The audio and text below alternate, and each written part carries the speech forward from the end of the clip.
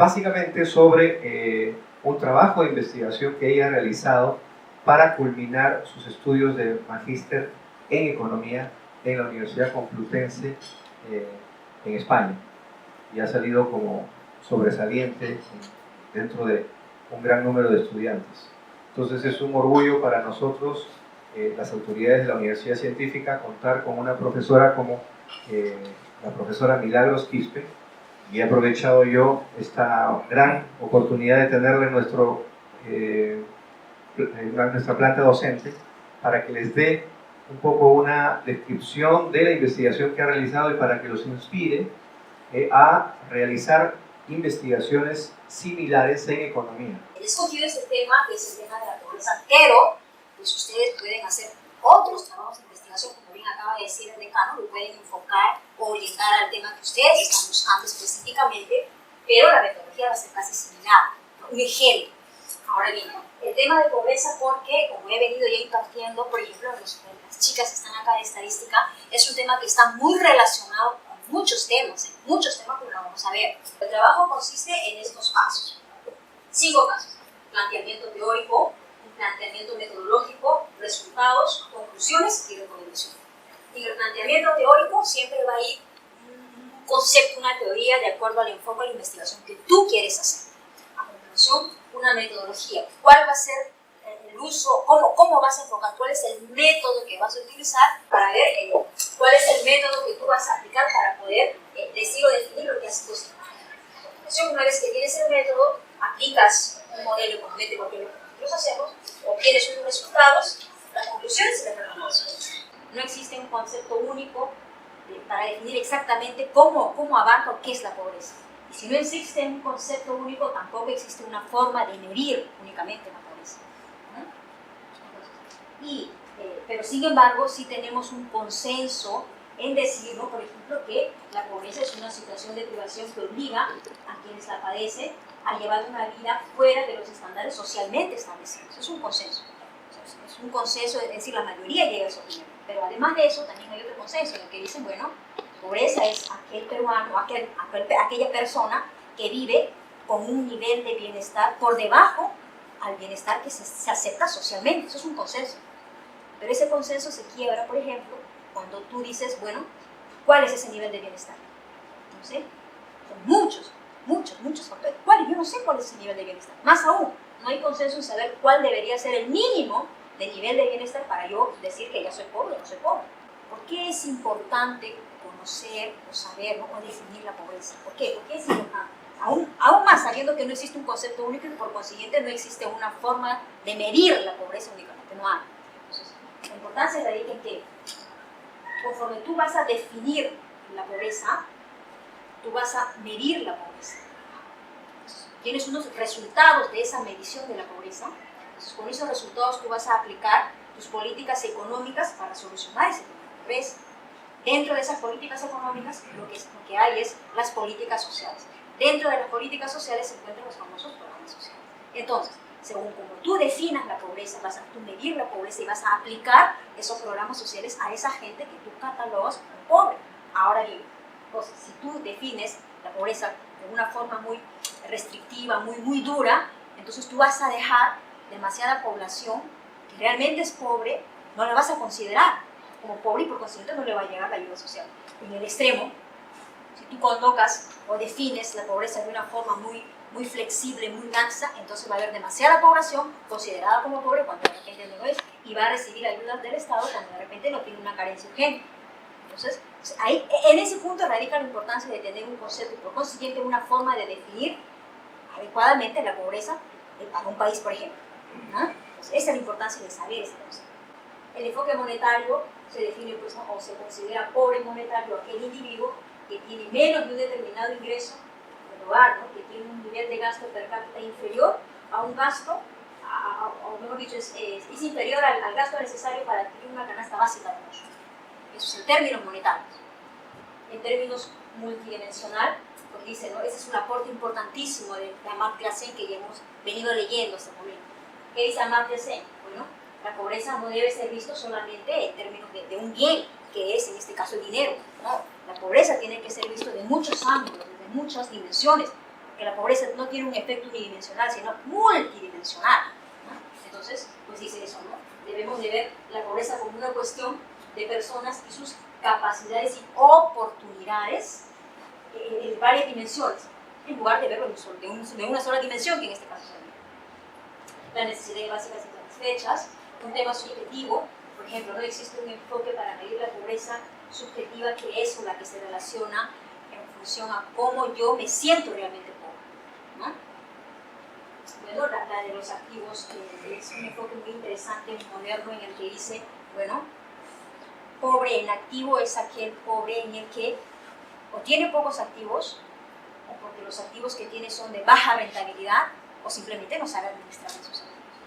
Entonces, bajo ese enfoque dice, bueno, los activos, la cantidad, calidad y productividad de los activos que puede tener un individuo determina su potencial de crecimiento. Por consiguiente, determina la reducción de su probabilidad. La entidad del Estado que relaciona, que estudia, que hace el análisis de pobreza, que incide el cálculo, que hace el cálculo de pobreza, es justamente el INEI.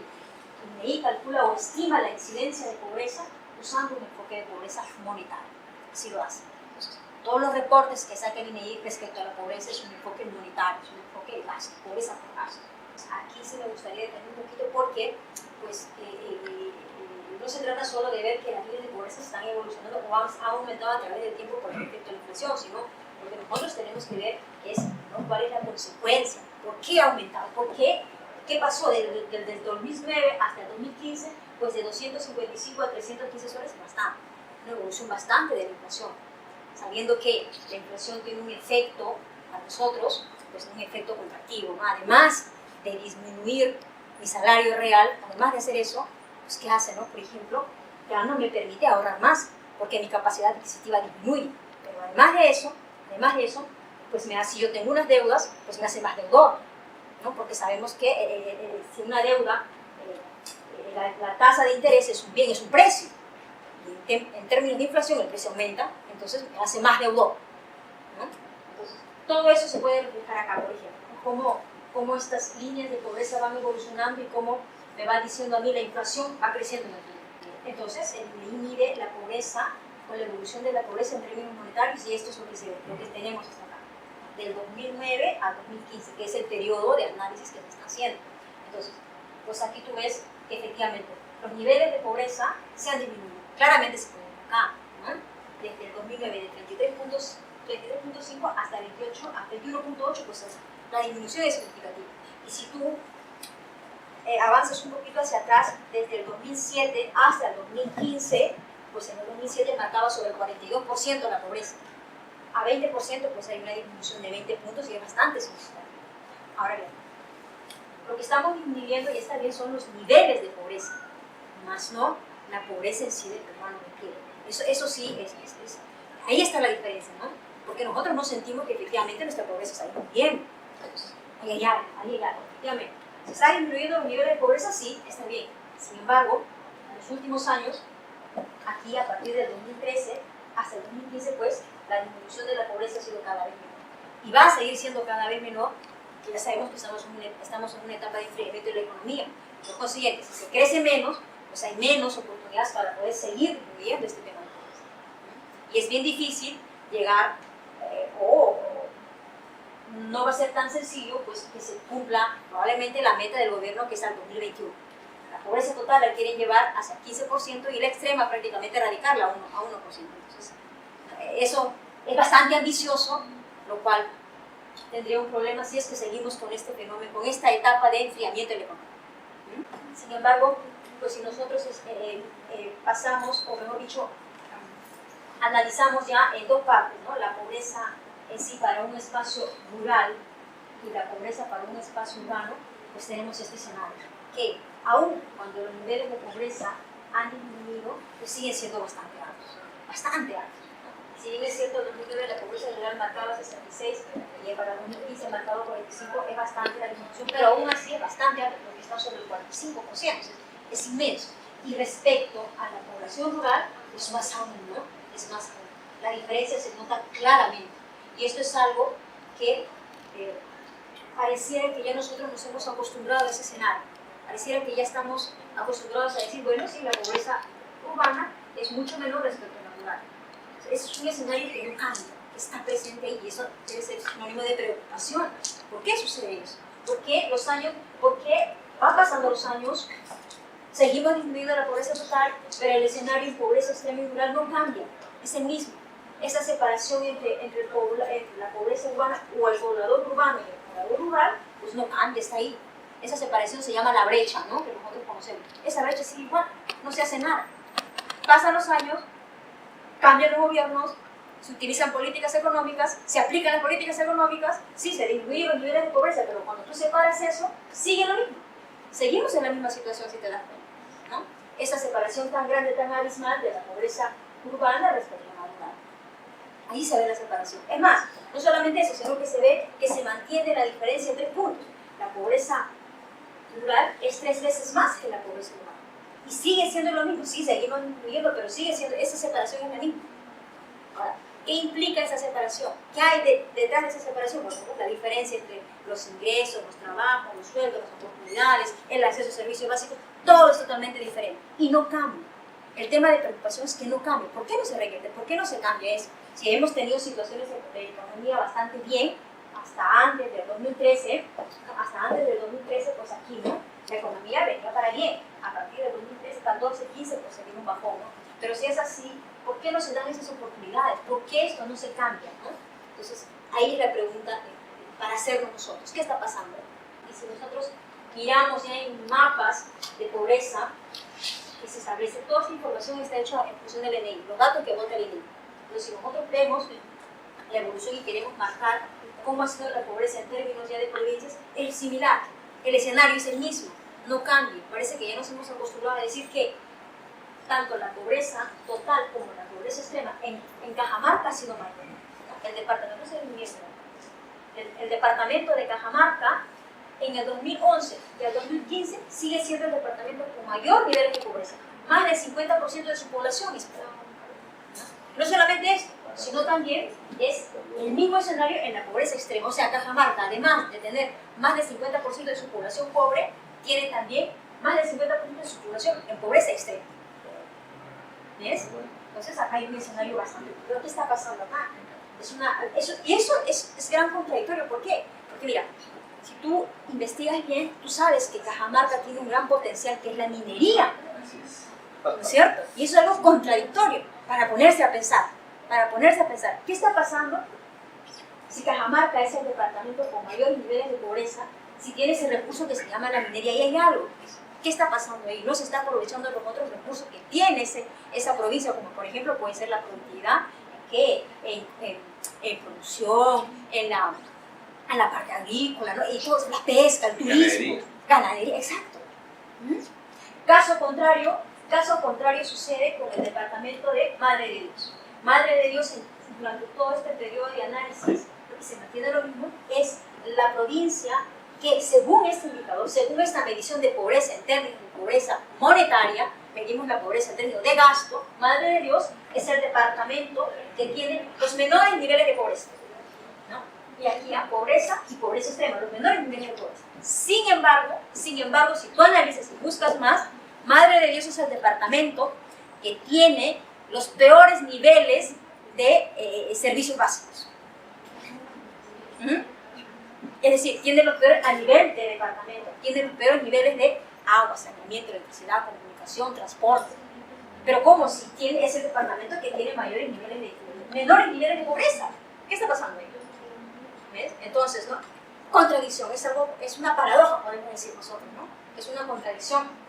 Tema de investigación, por ejemplo. ¿Qué está pasando ahí? Pero además de eso, Madre de Dios, además de tener los menores niveles de pobreza, peores indicadores de acceso a servicios básicos, además de ello, en términos ya de Producto Interno Bruto, es el departamento que menos nivel de PBI tiene.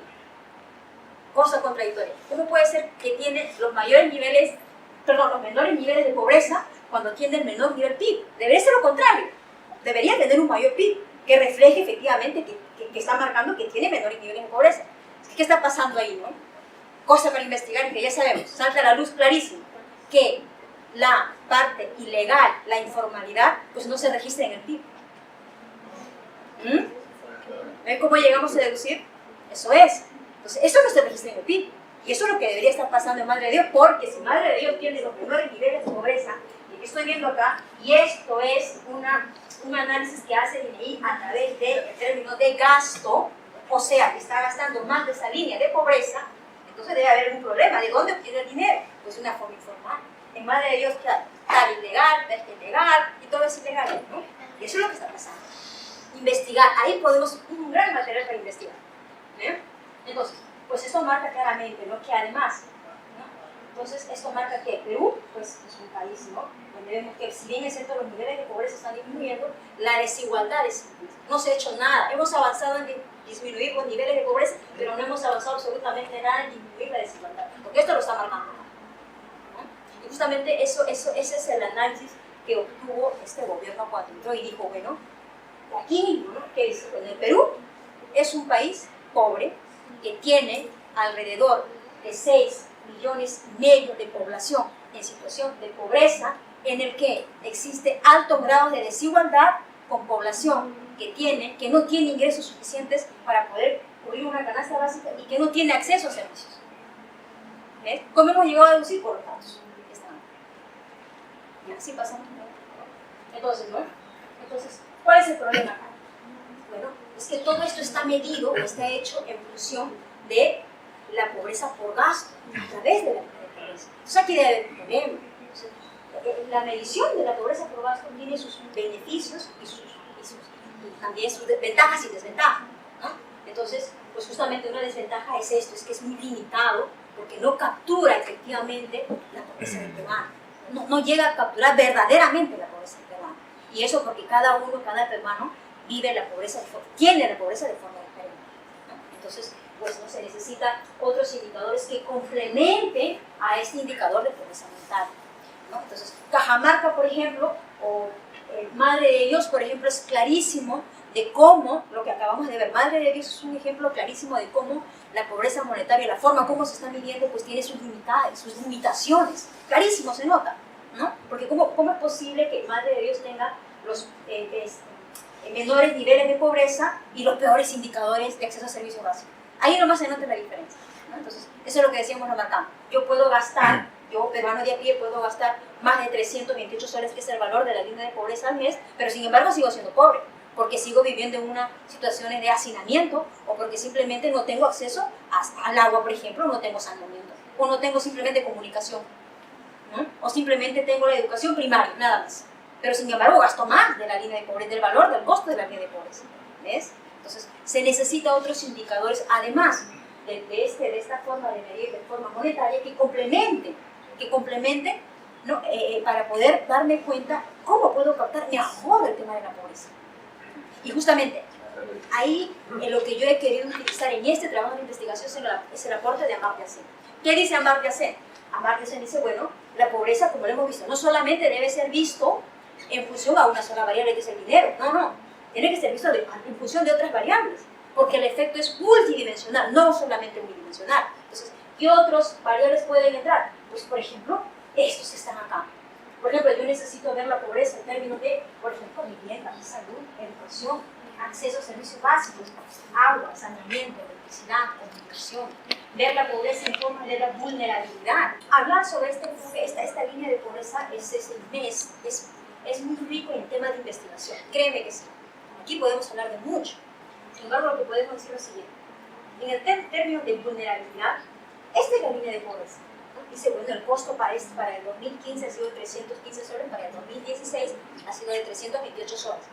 Bueno, si tú gastas más de 328 soles, estás en este escenario que eres no pobre. Si consumes menos, estás en este escenario, ¿no? A ver, alrededor de esta línea de pobreza existe demasiada población que es extremadamente vulnerable. Extremadamente vulnerable. ¿Qué significa eso? Pues, ¿no? Que a cualquier shock de la economía que puede pasar, pues fácilmente la gente que está acá en este escenario, muy cerca de la línea de pobreza, pues nuevamente desciende a ser pobre. Y el pobre que está acá, en un escenario de enfriamiento de la economía, por ejemplo, pues ¿qué hace? En lugar de avanzar a este escenario, pues sigue retrocediendo. Puede llegar hasta la línea de pobreza. ¿Ves? Existe demasiada vulnerabilidad en este escenario. demasiada vulnerabilidad.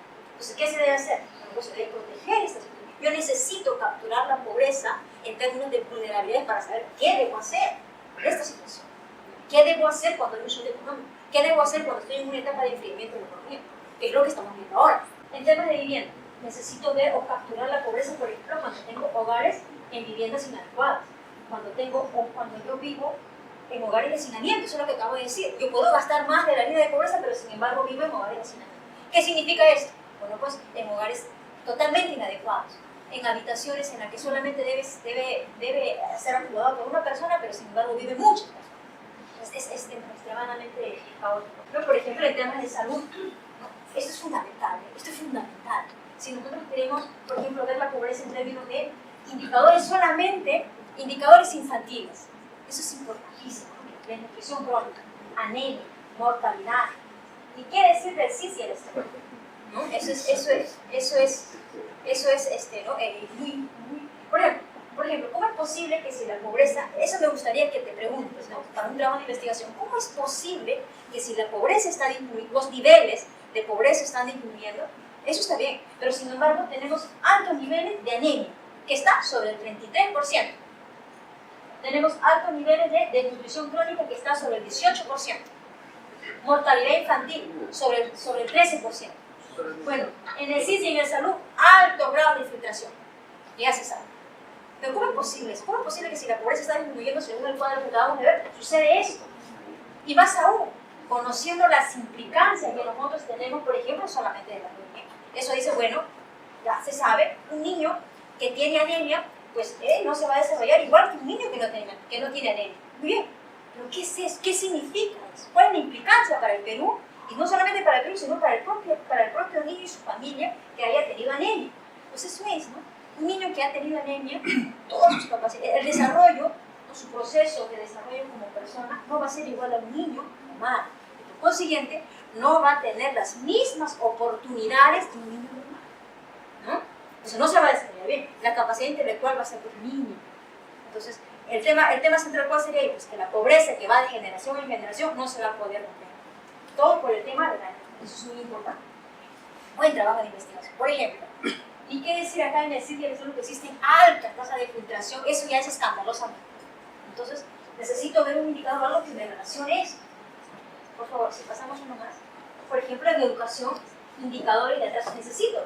Pues, ¿ves qué limitado es el tema de la pobreza monetaria? ¿No? Yo necesito encontrar otros indicadores. Por ejemplo, indicadores de atraso escolar, indicadores de analfabetismo, niños que no asisten a la escuela. Ahora bien, aquí en accesos básicos, claro, agua, saneamiento, electricidad, comunicación. Eso es fundamental, ¿no? Es un crimen que una persona no tenga agua. Eso es un crimen. Hoy por hoy, el no tener agua, pues, ¿no? Esa es una condenación a la pobreza. Por ejemplo, en términos de vulnerabilidad, ¿no? Shocks adversos. Lo que acabamos de pasar, por ejemplo, el fenómeno del niño. Este fenómeno del niño que nosotros acabamos de pasar, que dicho sea de paso, nos ha mostrado a nosotros que no estamos nosotros, no tenemos un plan de contingencia, o mejor dicho, no sabemos cómo afrontar esa situación. Nos desesperamos. Es lo que ha pasado, ¿no? Entonces, este fenómeno, el efecto no ha sido algo simple, ha sido algo intenso. Ha sido algo intenso de forma tal que ha disminuido la economía. Si tú revisas, yo te invito a que revises los indicadores de PIB que acaba de pasar, ha sido bien bajos, y entre ellos la causa de esa disminución de ese PBI de 2% que hemos crecido, que es extremadamente pequeño, pues una de las consecuencias, además de la corrupción, ha sido ese fenómeno del niño. El efecto ha sido intenso, ¿no? Entonces, tenemos que ver cómo podemos capturar eso en términos de pobreza. La inseguridad, pues el no tener un empleo, ¿no? O no tener pensiones, por ejemplo. Claro, ¿cómo puedo captar yo la pobreza, ¿no? Aquí en términos subjetivos? Esto es un enfoque muy nuevo, ¿no? Mejor dicho, una forma de medir la pobreza. Es decir, cuando tú te sientes pobre, tú puedes gastar más de esta línea de pobreza como se vive, pero sin embargo yo me siento pobre. O puedo tener estos determinados servicios, pero me sigo sintiendo pobre, ¿no? En términos subjetivos. Y la gobernabilidad, ¿no? La gobernabilidad, pues la corrupción, ¿no? Eso es un tema muy, que dicho sea de paso, ¿no? Sería un trabajo de investigación muy importante ver por qué la corrupción es cada vez mayor.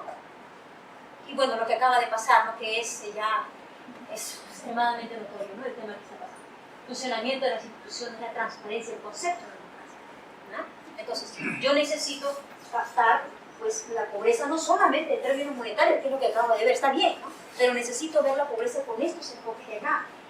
Y estos enfoques, que son el enfoque ya multidimensional, que tiene diferentes aspectos, captura diferentes factores que golpean muy fuerte la pobreza, pues por acá pueden salir demasiados temas de investigación, muchos. Ahora bien, ¿cómo puedo relacionar eso que yo estoy viendo?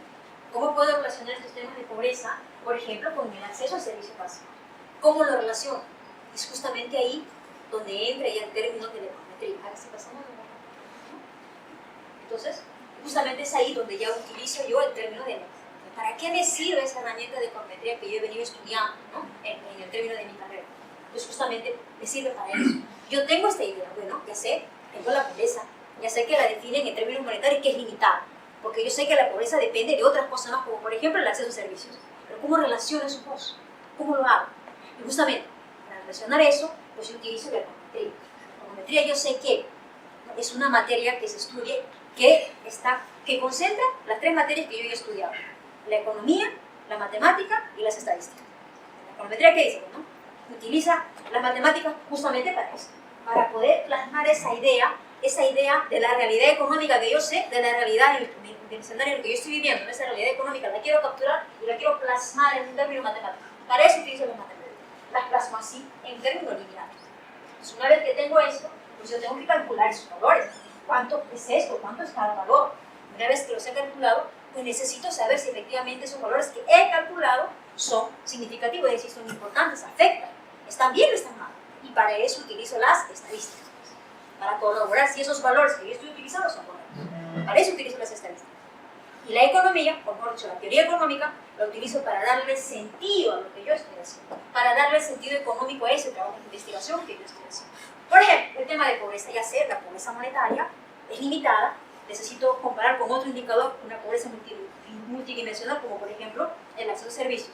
Lo plasmo en forma matemática, en esta de acá, y ya, puesto que ya lo plasmo en forma matemática, lo voy a calcular a través de los software que yo conozco para este tipo de modelos económicos.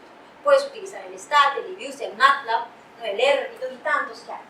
Y ya calculo los valores y obtengo los parámetros que yo necesito y le doy el sentido económico.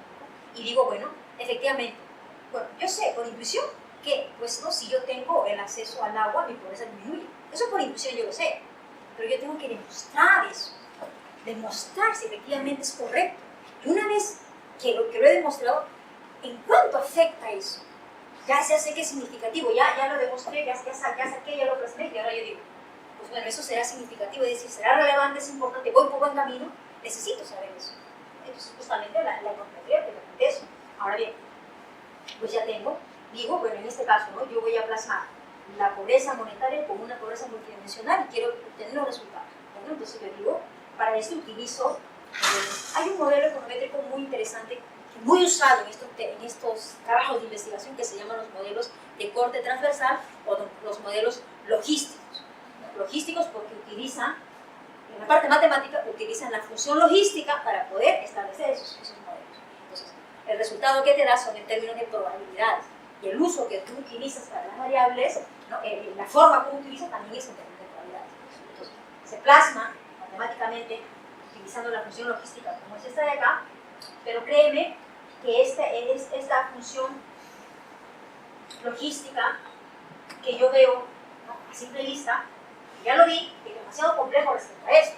Para mí es mucho más sencillo analizar esto de acá y según mis econometrías que yo ya he pasado, si es que ya la pasé, me han enseñado a hacer un análisis en términos lineal, pero más no hacer un análisis en términos ya exponencial como lo estamos acá. Entonces es demasiado complejo, yo no sé hacer eso. No, pues, entonces ese es el problema. El investigador dice, oh no, esto es muy complejo. Para empezar yo ni siquiera sabría cómo plasmar eso. No, pero es que pasar de este escenario tan complejo a este escenario que es mucho más sencillo, que lo que yo sé analizar, porque es lineal, no es complicado. No hay por qué asustarnos, no hay por qué ponerle una traba, ¿no? y limitar tal vez mi trabajo de investigación a algo muy cortito. No. Esto tiene una solución que es muy sencilla. Este modelo se trabaja en términos de probabilidades y si es en términos de probabilidades, las variables que entran en este modelo econométrico, como ya lo vas a ver, los que ya lo han llevado, tienen un poquito más, pues las variables pueden entrar de forma cuantitativa y de forma cualitativa.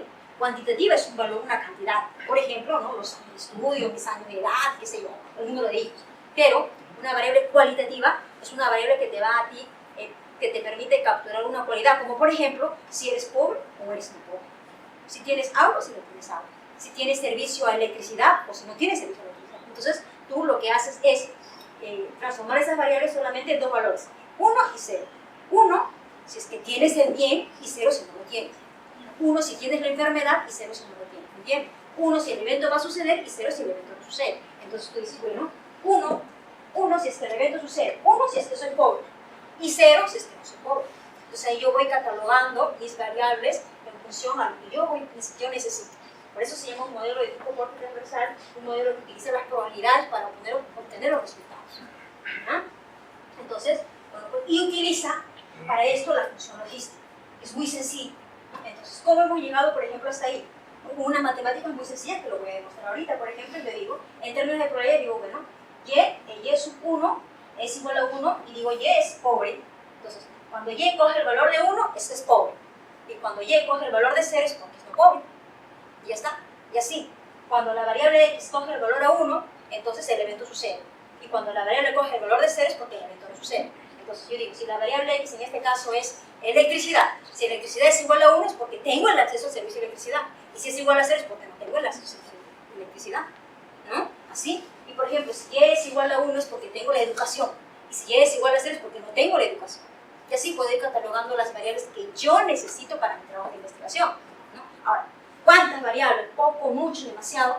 Todo eso lo vas a ver ya en términos cuando tú llevas el curso de economía. Ahí te van a enseñar ni mucho, ni poco, cuánto, qué cantidad, de acuerdo a lo que yo voy a investigar, lo que quiero demostrar. ¿No? Porque ya como acabamos de ver en este panel, que digo, la pobreza depende de muchos factores, ¿no? Yo quisiera ponerlos todos, pero no se puede, ¿no? Porque te complica la investigación. Tiene que ser de acuerdo a lo que tú vas a estudiar, ¿no? Las variables que tú necesitas escoger. He utilizado mis matemáticas, mis estadísticas, y ahora me falta aplicar la parte econométrica, que es lo que vamos a hacer. ¿Ves? Entonces ya está, mira esa parte lineal, solamente que aquí yo he puesto z como una sola variable, pero z puede ser muchas otras variables más. ¿Ves? Entonces yo tengo acá, la razón de probabilidad es esto de acá. Entonces, esto puede ser, ¿qué cosa? La probabilidad de que el individuo sea pobre respecto a estas x que están acá, ¿no? Entonces, en econometría, ¿cómo decir? Pues si yo quiero hacer un modelo econométrico, yo plasmo esta forma lineal en la que la variable que está acá es la variable dependiente, la variable que yo voy a explicar, que intento explicar en función de las variables explicativas. Es decir, las variables x que van a explicar algo. En este caso, según esta función, yo tengo y que va a ser la pobreza, mi variable dependiente, y digo, para la parte de acá, las variables explicativas que van a ser las que van a explicar a la pobreza. En este caso puede ser el acceso, por ejemplo, al agua, al servicio, al agua, saneamiento, comunicación, transporte, energía, salud, educación, qué sé yo. ¿No? Muchas variables que yo quisiera poner, y ya está. ¿Ves que ya hice mi modelo econométrico? Ya está. Y variable dependiente para este modelo econométrico que voy a querer plasmar en términos de pobreza. Entonces, bueno, mi variable dependiente va a ser Y. 1, cuando el hogar es pobre, ¿no? Y esto lo voy a capturar en función de lo que me hace la pobreza en términos monetarios. ¿Qué dice? 1, cuando el hogar es pobre, cuando el gasto per cápita es menor a la línea de pobreza. Y 0, el hogar no es pobre, cuando su gasto per cápita es mucho mayor a la línea de pobreza. Entonces ya tengo definida mi variable dependiente. Y por acá tenemos las variables pues, explicativas, ¿no? Las he querido capturar en variables de características, por ejemplo, de la vivienda, el número de miembros que hay en la vivienda, las habitaciones de la vivienda, características del hogar, por ejemplo, un hogar, cuánto marca la pobreza cuando un hogar está, el jefe es, o la cabeza del hogar es una mujer o un varón, por ejemplo, cuánto marca la diferencia, el idioma, muy importante, ¿no? El idioma que habla el jefe del hogar, ¿no? Por ejemplo, acá los años de educación, la lengua materna, el capital que lleva, por ejemplo, tierras, número de activos, el capital físico público, ¿no? Por ejemplo, si tenemos el acceso al agua, al saneamiento, a la electricidad, comunicación, el título de propiedad de la casa, y ¿qué más he puesto acá? Ah, ya, un capital social es cuando pertenecemos a determinadas asociaciones. En este caso podría ser, ¿no? ¿Cómo capta mi pobreza o cuál es la marginalidad en términos de pobreza cuando yo pertenezco, por ejemplo, al vaso de leche, a comunidades campesinas? Yo ya tengo mis variables dependientes. tengo mis variables explicativas, ya lo plasmé en una fórmula matemática. Ahora el siguiente paso es calcular ese modelo. Para empezar, los datos que voy a obtener, pues todos esos datos están en el INEI, en el microdato. Todos esos datos están ahí, tú lo puedes capturar. El siguiente paso es justamente que las conclusiones y a continuación las recomendaciones les van a salir solitos, sale del resultado que tú has obtenido. Una vez que tú has trabajado bien, has hecho el modelo econométrico, ya te salen las conclusiones que las estás viendo marcaditas y a continuación te salen los resultados, perdón, las conclusiones y las recomendaciones, que pueden ser muchas recomendaciones. Entonces, según este modelo econométrico que hemos plasmado, pues ya tengo las conclusiones a salir así. Primero, efectivamente, en el periodo 2009-2015, que es el periodo de análisis que yo estoy haciendo, que bien tú puedes ampliar ese periodo, digamos, del 2007 al 2016, que marcarían los 10 años, ¿no? Claro, del 2007 al 2016 son 10 años, podría replicar esto para los 10 años. Efectivamente, la pobreza monetaria y pobreza extrema ha disminuido. Además, en este escenario, la línea de pobreza también, la línea de pobreza se ha incrementado en un escenario en que la pobreza ha disminuido, algo contradictorio.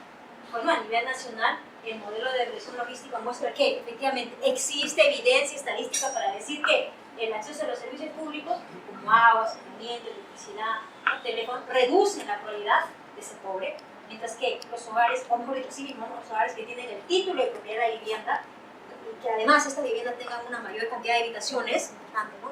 Pobreza. Pero por otro lado, los hogares que tienen una lengua materna, o que he hecho aymara u otros, pues aumentan la probabilidad de ser pobre. Esta es la conclusión que nosotros hemos llegado con nuestro modelo econométrico. Puede pasar una cosa. Entonces, pues, y de ahí ya salen las recomendaciones. De ahí solito salen las recomendaciones. Por ejemplo, bueno, si estoy viendo que los servicios básicos, efectivamente, intuitivamente yo lo sabía, pero ahora empíricamente lo he demostrado que sí afecta, disminuye la probabilidad. Contar con esos servicios ayuda a disminuir mi probabilidad. Pues entonces recomendar, pues, ¿no? ¿Cómo debemos hacer? ¿Qué debe hacer el Estado para que pueda otorgar esos servicios básicos a la población? Principalmente a la población rural, que es lo que nosotros acabamos de ver, que existe una inmensa desigualdad. ¿Qué debe hacer? ¿Cómo se llega a esos lugares? Con infraestructura. Con infraestructura. Así se debe hacer. ¿Infraestructura qué cosa es? Hacer las carreteras para que llegue el servicio de la comunicación fundamental, el internet fundamental. Hacer el desagüe para las aguas, el desagüe, todas esas cosas, es inversión. Qué bonito, qué interesante es que un estudiante, ¿no? Por ejemplo ustedes, que sin haber todavía terminado la carrera, ya están haciendo esto, ya están proponiendo. Esa es la idea, ¿no? Esa es la idea, que se conozcan desde ya, pero con ideas, con propuestas, con trabajos de investigación como esto. Y acá pueden surgir muchas ideas para hacer un trabajo similar a este, ¿no? O si no, también de acá ampliando la muestra, como digo, pues coger desde el 2007 hasta el 2016, que están marcando los 10 años últimos, o sea, una década. Y ya tienes un trabajo de investigación por una década. Por ejemplo, solamente si te gusta el tema de pobreza, solamente con el tema de, aquí, indicadores infantiles. ¿Cómo afecta o cómo se ve relacionada la pobreza con los indicadores infantiles? Que dicho sea de paso, están mal, ¿no? Empezando o marcando la idea es de que si efectivamente los niveles de pobreza van disminuyendo, ¿qué está pasando acá? Por ejemplo. Buenas tardes, profesora Milagros, Victorio, los presentes. Le agradezco la conferencia, la charla, ha estado muy interesante. Mi pregunta es la siguiente: ¿es muy posible que este enfoque monetario lo haga el INEI de esa forma, porque sigue de repente unos estándares internacionales de cómo se debe medir, ¿no? Sin embargo, hay una ley de transparencia y acceso a la información pública. ¿En qué sentido se cree que se está violando o no violando este derecho en cuanto nos presentan esta información con un enfoque monetario que tiene un sesgo, ¿no? Realmente? Entonces, quisiera saber su opinión en ese sentido, ¿no? Muchas gracias. No, mira, efectivamente, como tú bien lo acabas de decir, hay un sesgo, ¿no? Pero, como bien yo decía, aplicar este enfoque, ¿no? Tiene sus ventajas y sus desventajas, ¿no? Y también la forma en que lo están usando. Para empezar, la forma en la que tú mides la pobreza depende de muchos factores y también depende de cómo está, depende de las características de pobreza que vive el peruano. Pues en América Latina, la mayoría de países tenemos casi las mismas características. Entonces, los países de América Latina, por decir casi todos, utilizan este método. Entonces, una ventaja de este método, de hacerlo de esa forma, que es sesgada, claro que sí, pero otorga que tú tengas una colección de datos, ¿no? Una huella, por decir, de cómo está la situación de la pobreza en tu país. Para empezar es eso, tienes una data, tienes algo de qué hablar, cómo ha evolucionado, porque lo estás marcando, porque lo estás haciendo a través de encuestas. Eso es por un lado. Por otro lado es que tú puedes comparar en sí ahora la pobreza con otros países. ¿Por qué? Porque como acabamos de decir, no existe un modelo único, no existe una forma única de medir la pobreza. Como no existe, pues todos los países que miran de forma diferente, ¿no? Si es así, ¿cómo podemos comparar? ¿Cómo yo podría comparar la pobreza de Perú con la pobreza de Chile si están utilizando enfoques diferentes? No se podría, ¿ves? Entonces, eso es también uno de los por qué se utiliza este método en la mayoría de los países, ¿eh? Entonces, comparan, en términos monetarios, la pobreza de A es mayor o menor respecto a la pobreza del país B. La pobreza del país A es mayor o menor respecto al país B. ¿Ves? Todo tiene un enfoque. Sin embargo, el mismo INEGI también ya está viendo que va a incluir o está viendo, haciendo análisis o trabajo de ser un enfoque multidimensional, que es diferente al enfoque de necesidades básicas insatisfechas, ¿eh? No son lo mismo, parecen similar, pero no son lo mismo, ¿eh? Son diferentes. Entonces, eso es, ¿no? El tiempo está cambiando, evolucionamos todos, y también tiene que evolucionar la forma de cómo medir esta pobreza. Tenemos que encontrar un indicador que me refleje mejor la pobreza. Eso es. Hay una proyección de especialistas que la pobreza no va a reducir. Y además, otro punto importante es que la línea de la pobreza, esa población vulnerable que recién ha salido de la pobreza por políticas públicas, es del 30%, que es una cifra bastante alta. Con el proceso de desaceleración económica, probablemente con la proyección que se tiene, esta población va a regresar a la pobreza. Entonces, la pregunta que tengo es, ¿qué políticas macroeconómicas de corto plazo tendría que recomendar para un poco, digamos, lidiar con este problema, ¿no? Para disminuir niveles de pobreza de forma significativa, tiene que haber un crecimiento en la economía de forma significativa. Es más, además de forma significativa, debe ser un crecimiento consistente. ¿Qué significa consistente? Que cada año efectivamente crezcamos, por lo menos, como mínimo, sobre el 4%. Y eso no está pasando. Y eso tampoco va a pasar. Lo que me acabo de enterar es que el BBVA Research acaba de nuevamente modificar su proyección para el PIB de este año, que tenía 2.8, lo ha bajado a 2.2. ¿Cómo es posible que podamos reducir los niveles de pobreza con un crecimiento de 2.2%? Y ten por seguro que si ya eso hizo el BBVA Research, las otras entidades financieras también van a hacer lo mismo, y por consiguiente el MEF y los otros que conocemos del Estado también van a volver a reformular las proyecciones del PIB. Eso va a ser así. Entonces, pues es imposible, ¿no? Efectivamente, los niveles de pobreza cada vez más va a ser menor la disminución que se va a dar. Y es muy probable que al 2021 pues, no se llegue al bicentenario, ¿no? La meta que se había establecido. Bueno, eso por un lado. Pues efectivamente, no existe, alrededor de la línea de pobreza existe demasiada vulnerabilidad, lo que acabamos de decir. Y esa vulnerabilidad es cada vez más activa en esta situación en la que estamos ahorita, de enfriamiento de la economía. ¿Por qué? Y más aún que, a ver, los últimos gobiernos que acaban de pasar han utilizado la estrategia, ¿no? La estrategia de los programas sociales para poder atacar ese problema, ¿no? Entonces, pues, la estrategia social, la política, los programas sociales están bien, ¿no? Pero, pues, tienen mucha deficiencia. El problema principal es la focalización, que trae consigo la filtración y la subcobertura. A veces por un lado. Entonces, hay mucha población que ha salido del escenario, ¿no? de pobreza extrema al escenario de no pobre, justamente por recibir este tema de programas sociales. En términos, básicamente estamos hablando de la transferencia monetaria, ¿no? Entonces, ¿qué pasa si ya no se le da el dinero a la persona? ¿No? Entonces, ya no hay transferencia monetaria, porque ya no hay ingresos para los programas, porque ya no hay presupuesto para los programas sociales, porque simplemente la economía ya no creció, lo cual implica que dejó de tener menos ingresos vía tributo para poder solventar ese programa social. Entonces, ¿qué está pasando? Entonces, la vulnerabilidad es inmensa. Entonces, ¿qué hacer? ¿Qué hacer? Entonces, por ejemplo, a mí una buena idea se me ocurre es que lo que debemos de dar nosotros es, ¿no? Si bien es cierto, sí, programas sociales, pero programas sociales que sean productivos, no contentarnos solamente con recibir, sino que nosotros tengamos que crear nuestro propio ingreso. O sea, que debamos recibir ayuda, sí, pero para poder producir mejor, para producir, para empezar. ¿no? Para crear nuestros propios ingresos vía nuestra productividad. Hay muchas regiones que están abandonadas y que sin embargo tienen un potencial inmenso, que no tienen la ayuda, o mejor dicho, no existe, no hay forma de cómo poder otorgarles eso, ¿no? La productividad, enseñarles a ser productivos. Porque no solamente darle la plata, ya tienes el problema, toma dinero y ya. No es así. Hay que enseñarle a cómo ser productivo utilizando el potencial que tiene en esa región.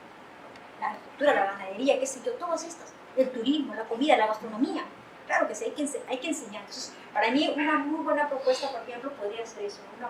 Una propuesta de corto plazo es eso, ¿no? Hacer programas productivos, enseñarles a cómo crear ellos, enseñarles a cómo poder aumentar su potencial, ¿no? Que sean más competitivos en el mundo. Por ejemplo, para mí podría ser eso, ¿no? Una gran posibilidad de formar una línea de investigación dentro de la carrera de Ingeniería Económica. Esta línea de investigación orientada a la pobreza y formas como medir, porque veo solamente mirando este cuadro que es una diapositiva matadora, ¿no? Porque acá hay un sinfín de trabajos de investigación que los estudiantes en general podrían ir armando, podrían ir desarrollando y con contribuciones directas a sus comunidades. A eso es lo que quería llegar. ¿Cómo puedo retribuir lo que yo estoy recibiendo de la forma en la que yo estoy aprendiendo? ¿Cómo lo puedo retribuir con esto? Con un buen trabajo de investigación. Con un trabajo de investigación, por ejemplo, de acá, antes existen muchas formas, por ejemplo, para estudiar. Yo vengo, por ejemplo, digamos, yo vengo pues de Apurímac, digamos. Entonces, ¿cómo está el escenario en términos de indicadores infantiles de Apurímac? ¿Cómo se refleja? Oye, yo tengo el estudio, el Estado está, yo vengo por beca 18, he hecho un trabajo de investigación en el cual está relacionado, según la carrera que yo estoy estudiando de economía, de la pobreza con estos indicadores de indicadores infantiles. Y aquí veo que está mal, hay algo aquí, hay que hacer algo. O sea, mi trabajo de investigación me está diciendo eso. Hay algo aquí, que debemos hacer algo acá, ¿no? Entonces, yo soy estudiante y tengo estas propuestas, tengo estas ideas. Y créanme que tú tienes un plus ya ganado, que el Estado te va a escuchar. Créeme que te va a escuchar, ¿por qué? Porque tú eres de beca 18. Pero algo en tema de Cajamarca, ¿por qué hay demasiada ilegalidad en Cajamarca? ¿Por qué hay un PIB demasiado bajo en Cajamarca? Sin embargo, hay mucho movimiento, mucho comercio. ¿Por qué? ¿Qué pasó ahí? ¿Ves? Claro que se puede hacer un trabajo de investigación muy interesante. No solamente para eso, para muchos. Bueno, los que no son de provincia, los que son de Lima, por la corrupción. ¿Qué está pasando con la corrupción? La transparencia. ¿Trabajan bien las instituciones que nosotros tenemos? ¿Cómo se refleja? ¿Qué hay que hacer? ¿Cómo podemos empezar desde ya eso? ¿Ves? Muchos temas por investigar acá, muchos temas. Qué bonito sería que ustedes vayan haciendo desde ya, ¿no? Desde ya. Vayan empezando un tema de investigación y pues van pasando los ciclos y vas viendo que este tema de investigación, en este ciclo, con el curso que estoy aprendiendo, estoy investigando más. Avanzo otro curso más y más me enfoco en mi trabajo de investigación, voy dándole más forma y ya tengo un trabajo hecho. Eso es. Sí, claro, por favor. Profesora, en primer lugar, felicitarla. Ha sido una exposición en primer lugar, muy ordenada, muy esquemática y que lo aprecio mucho, ¿no? Yo la verdad que he valorado bastante este esquema, ¿no? Muy explícito. Y ahora vemos ahí en esta diapositiva, digamos, la cantidad podríamos decir, de vectores de investigación, ¿no? En realidad es una línea, comentaba con nuestro decano, que la línea de pobreza es un área, puede ser una línea de trabajo en la universidad, por cierto, pero y como todos podemos verlo, genera muchos vectores de investigación, solamente pobreza, estamos hablando de pobreza. Bueno, el país tiene muchísima cantidad de temas para poder abordar, ¿no? Acá yo solamente quería más o menos saber su opinión y naturalmente creo que de repente va a coincidir conmigo, en el sentido de que si bien es cierto podemos hacer estudios econométricos bastante puntuales naturalmente para poder seguir continuando con la investigación, sentar elementos concretos para poder hacer nuevas investigaciones, naturalmente vemos que hay un trabajo puntual y sobre todo en muchos de los aspectos tiene una naturaleza de diagnóstico, un diagnóstico muy puntual, ¿no es cierto? Entonces, en ese diagnóstico vale la pena validar los modelos. Claro, porque si no validamos el modelo, podría ser que digamos, una investigación tan precisa o diríamos tan inductiva, por decir en otros términos, podría de alguna manera divorciarse de ese modelo más deductivo, que sería el modelo de validación del modelo, ¿no? Validador del modelo, podríamos decir, ¿no? Por ejemplo, cómo elegir un modelo logístico, se ajusta eso a los condicionantes deductivos. Un poco ese es el tema, ¿no? Que de repente no deberíamos perder el factor deductivo, el factor que valide el modelo, porque es enorme la cantidad de variables que tenemos en el entorno. Por ejemplo, trabajar el tema de corrupción es enorme, es enorme. Y bueno, cada uno tiene su enormidad. Entonces, importante, yo creo que es destacar, o bueno, por lo menos me preocupa a mí, validar el modelo. Estaba revisando hace poco algunos modelos del institucionalismo económico respecto a la corrupción. Es impresionantemente hermoso el trabajo econométrico que se puede hacer en el campo, ¿no? Y bueno, eso es otra línea de trabajo. El institucionalismo económico es impresionante para poder explicar muchas cosas que, digamos, puede generar políticas. Porque si yo hago una política, por ejemplo, de desnutrición, sin considerar un entorno institucional apropiado, podría ser que esa política, como dice una premio Nobel, puede ser muy metafórica, y eso puede generar un desvío de recursos que no es apropiado, ¿no? Entonces, yo un poco insisto en validación de los modelos, que es importante, yo creo que para todos, y eso significa leer mucho. La parte econométrica es importantísima, ineludible, nos da la parte emotiva inclusive de ver que lo que estudio genera una realidad, claro. Podemos verlo en la realidad, pero también sería interesante continuar con esas lecturas porque hay mucho aporte, sobre todo de gente de premio Nobel como Elinor Ostrom, que habla de las políticas metafóricas, y esas políticas metafóricas muchas veces surgen de análisis muy deductivos sin dejar de tener validez, pero que a veces no tienen una conexión sistémica o de red, ¿no? Entonces es por eso yo insistiría que hay que pensar en validar los modelos. Sí, sí. Y en ese caso microeconomía y macroeconomía son los instrumentos fundamentales en este caso, ¿no? Bueno, eso es lo que quería comentar, y yo la verdad le felicito extremadamente y me he quedado impactado de su exposición. Claro, sí. Efectivamente, para eso tienes que validar, claro que sí. Aquí yo no necesito de validar, eso es un resumen, ¿no? El trabajo es creo que tiene 40 y tantas páginas, pero ahí está validado cada uno, porque esto, porque lo otro, el resultado está bien, y lo hemos aplicado. Para los que ya han llevado la econometría, este test, me dice esto, así, para los que recién van a llevar, pues van a ver que existen formas de validar estos modelos económicos, porque de nada vale que tú lo hagas, ya está bien, y ¿quién te dice que está correcto o no? Pues hay que existir las estadísticas, hay que validar, claro, pues hay que validar todo eso, ¿no? Y por supuesto, una vez que tú valides eso, pues entra tu teoría de microeconomía, macroeconomía, para que puedas dar sentido pues, a lo que estás haciendo, a los resultados que estás haciendo. Eso es, hay que validar, eso es fundamental. Claro que sí,